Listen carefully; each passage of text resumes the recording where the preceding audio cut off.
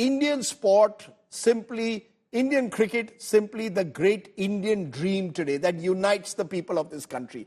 Joining me now to answer that question are four very special guests. Suresh Menon is one of India's leading cricket writers, has written some wonderful biographies.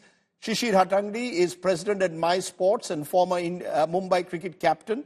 Rahul Dikuna is ad man, the man behind the Amul ads. Remember the Shami semi-final posters that have come up? That's Rahul's creation. And Mudar Patheria is when he's not dabbling in the markets, writes beautifully on cricket, including a lovely piece today on how cricket unites the country. Therefore, let me start with you, Mudar, for a moment, because is that how you see it, that cricket is this great unifier? Mohammed Shami from Amroha goes to Bengal, gets his opportunity, and now shines on the stage, on the brightest stage. We don't see him as an Indian Muslim, but a proud Indian citizen. I think in a country where we are divided on virtually every aspect, every point, and every reality, I think cricket is not the biggest unifier. It is the only unifier. You may disagree that Shah Rukh Khan probably looks old, and I might say, no, I think he looks extremely young. He looks like a 25-year-old. You may still say that Salman looks young, and I may say he looks old. But on cricket, there is absolutely no dissension. We are all on the same page. So I think it's the biggest and possibly the only national glue that we have today. Very interestingly put. Rahul Dikuna, when you put out these ads on cricket, you can sense your love for the sport. Is it part of what Mudar said, that this is a sport that unites us, much like Amul butter does? Amul butter is in every Indian household. Yes, no, absolutely, Rajdeep, absolutely. I have a slightly, there's no doubt that, we were just rejoicing, and I'm 50%, 70% sure we'll win on Sunday, okay? But I do believe, Rajdeep, if you just go back slightly, for many, many years, we loved cricket. We love cricket. I think what has unified us tremendously are the players. Mm-hmm. I think Sachin was the first big superstar that unified. We just loved him. We just loved the way he batted. Dhoni, I think, did a huge service in making that glue stronger. And I think Virat basically has sort of made us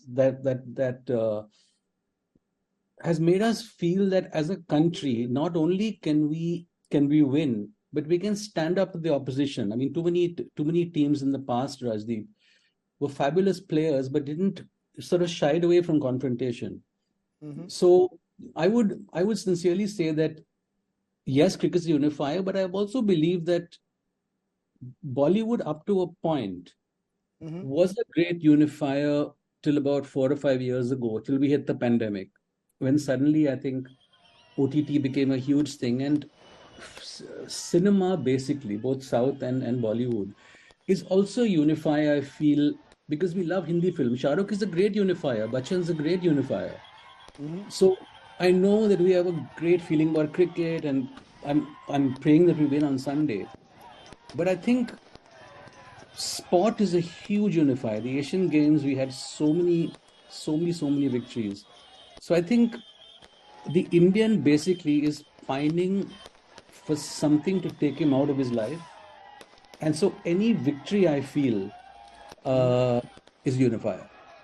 Let me take what you said in a moment to Shishir Hatangdi, because Shishir, you played cricket in the 80s when India was just about rising as a cricketing power, one would say the 70s and 80s. Now we're expected to win. Is there a self-belief that defines this generation of cricketers with these wonderful stories? The stories of Shami, of a Kuldeep Yadav comes again from Kanpur, rises to the very heights. Each of these cricketers has a story to tell in a way. Is this about self-belief, about aspirational India at work? Yes, Rajdeep. I think what has changed from my time when I watched Indian cricket, we were a little shy. We had a sense of inferiority because we were not up to the dominators of world cricket. And now what has changed primarily is, I think cricketers have become financially stable. That comes with the IPL, of course, and the fact that they've got enough in the world in the bank to believe that they can, look up anybody in the eye. And of course, they have the skills, they have the training. The game is spread across India, not only to the metros in my time where it was Mumbai, Bombay, Calcutta, Madras, Bangalore. It's gone into, the rural part of India. And, everyone has a story. Everyone aspires because they've seen stories like, whether it's a Shami, whether it is the Pandyas, whether it is the non-metro cricketers to come up and make themselves be counted on the world stage. And I think the confidence comes from the fact that they've also been playing the IPL for now 15 years. They're playing with international cricketers. They know that they're no different. They have the same anxiety, the same insecurities, the same tensions that, when you play a big game. So they've all understood that, they're all human. And whether you come from South Africa, England, or wherever, you have the confidence now to deal with all these pressures. And at the back of your mind, you're financially secure. I think it makes a hell of a lot of difference to your makeup. Okay, you're saying financial security has made a huge difference. But Suresh Menon, if I look back to the team of 1983 that won the first World Cup, or indeed the first team that beat England in 1971 in West Indies, most of the players came from the big cities. Now you have this small town revolution. Shami represents that. Amroha to Calcutta, and then eventually, of course, the bright lights. But there are a number of them. Mahendra Singh Dhoni, you could argue, was a pioneer, as was Kapil Dev before him. Is that one of the big changes that you see? That these young cricketers now from the small towns come with no baggage whatsoever? Well, I think two things have led to this. One is that I don't think we've given enough credit to Sourav Ganguly for actually encouraging cricketers from the less popular zones, shall we say. And the other thing is the spread of television over the years. Now, someone sitting in the backwaters somewhere can actually watch international cricket on television. He sees the players. He sees what is the kind of fame and fortune they have. And this can be a tremendous motivation. So there are these two things that initially started them out. And then there is, of course, the fact that there is money in the game, that you can make a living out of it. The fact is that out of say 50,000 people who play some level of club cricket in India, or whatever the number, only 11 can actually represent the country at any one given time. The fact is that some of the fame, some of the fortune really has sort of percolated down the line, and there is a strong belief that where it will ultimately win out. There has been politics, there have been post selections, there have been sort of selections that have been questionable for decades.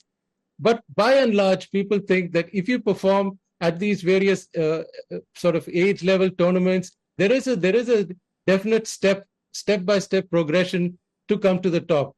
And I think that's encouraging too. And it's not just that everything is concentrated at the top, nor is everything concentrated in the big cities. So therefore, there's greater encouragement for that kind of, when you have an early ambition. Those are all fine points. I just want to tell our viewers, my late father played cricket for India in the 1960s. He's the only Goa-born cricketer to play for India, male cricketer. And he never had seen a cricket match till he was 17 on a proper cricket ground, moved then to Mumbai. There was no television in those days, so he only heard radio commentary. But to take off from something that Suresh said, Mudar, it's meritocratic.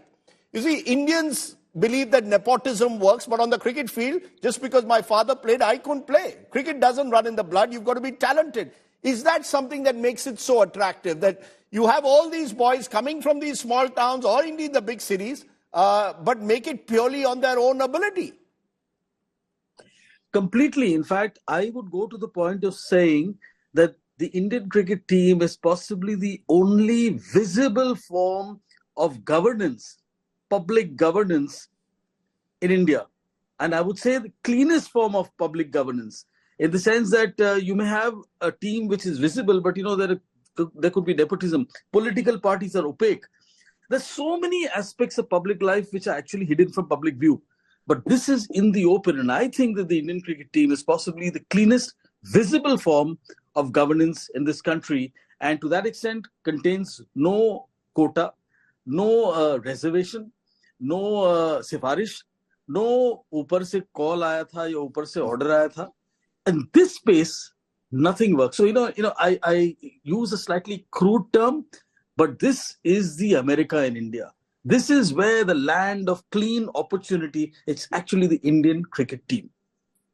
That's a lovely way to put it again, that it's the land of opportunity. And Rahul Dikuna, you made a point about Bollywood, but Bollywood, there can be nepotism. You can become a film star because someone in your family was one, but you can't do it in cricket. That seems to make cricket so attractive to so many. Rahul? I don't know whether, Rahul, can you hear me? Okay, let me try and go to Shishir Atangdi with that. Shishir, do you agree with that? That, that makes cricket so attractive. These boys, there's no nepotism in the game. You get picked because you're the best 11 players to play for India.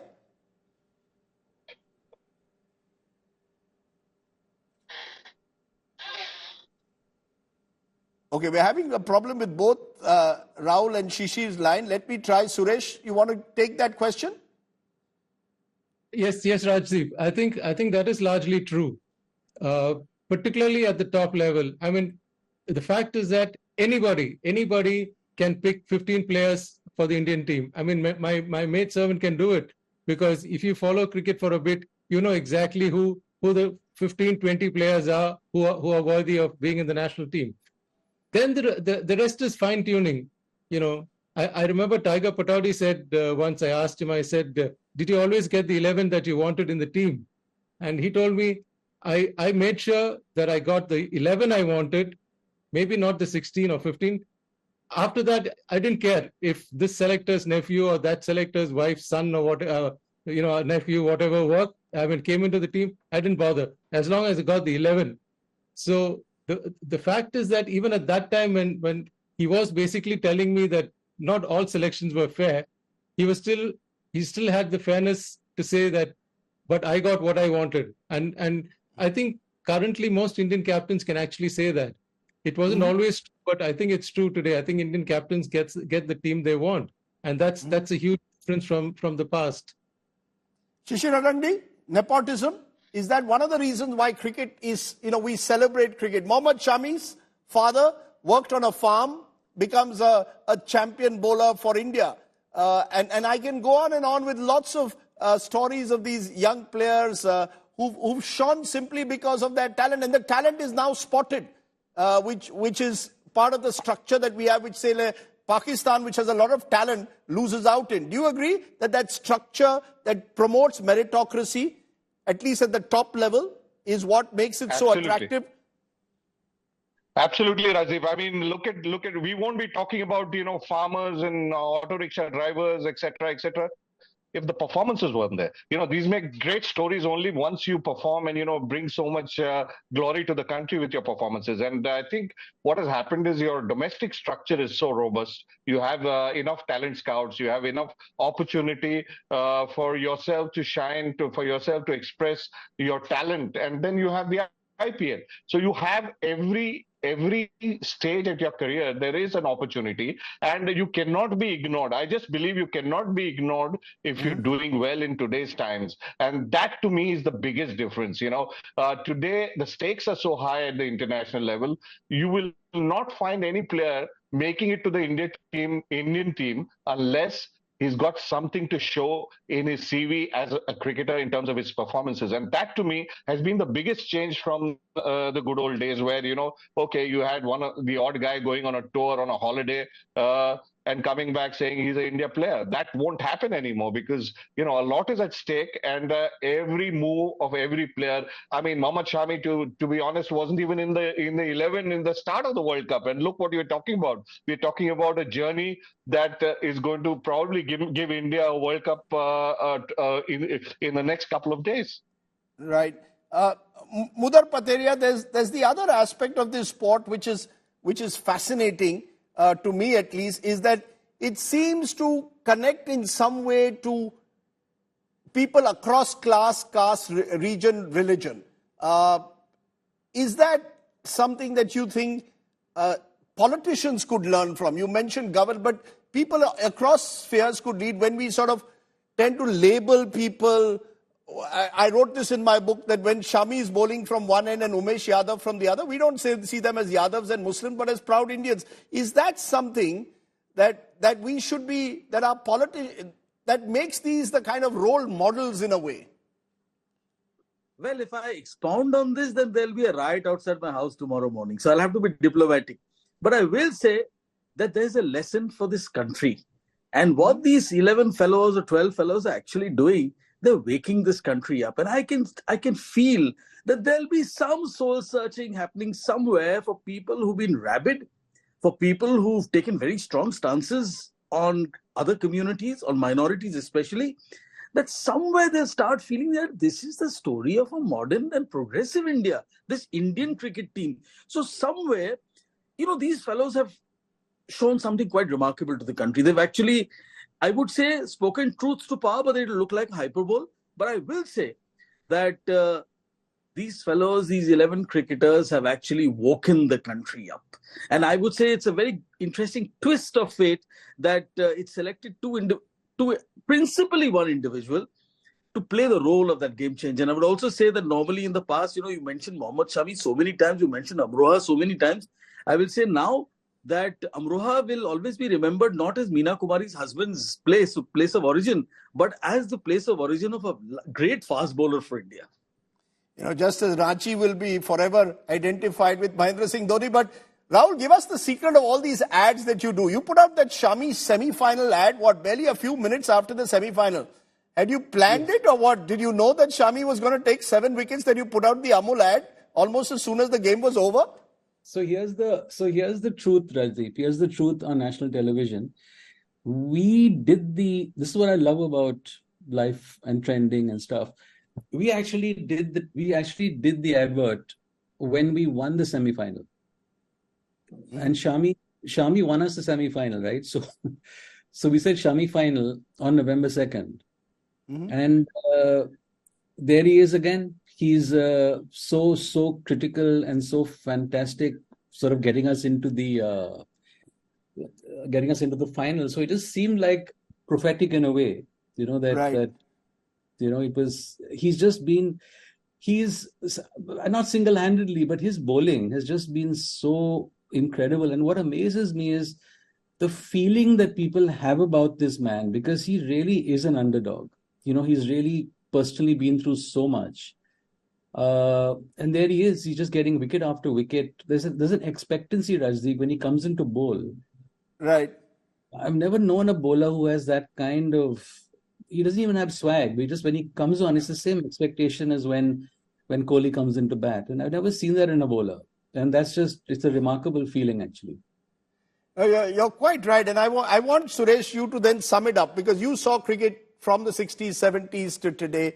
We've spoken about self-belief, about aspiration, about financial security, about no nepotism. How would the generation of cricketers, you used to speak to the likes of Patodi and others, how would they see this team? Would they believe that these are spoiled kids who get too much money too soon, or would they see them as proud flag bearers of that tradition that began in the 60s and 70s? Well, if you want an honest answer, I think both. I think some of them will see them as spoiled, rich brats. Others will see them as a natural progression from their period. A Tiger Patodi today will see this Indian team as something that seems to be a logical extension of the kind of work that he did. And I think it's important. I mean, you asked earlier about how cricket is a great unifier. I think it's also important to remember that whatever is a great unifier, whatever unifies people so strongly, is equally capable of dividing them equally strongly. You remember what happened after 71. You spoke about 71 earlier when we won the West Indies, and they put up this huge bat as a memento. And then we lost in 74 in England 3-0. And then there were enough cricket lovers in inverted commas to deface the bat, because they thought now they had defaced cricket. And I feel that it's going to be a great match in the final in a few days from now. But I have only one sort of request to the huge millions of cricket fans, thousands of whom are going to be in the stadium. All I say is, there are two teams playing out there.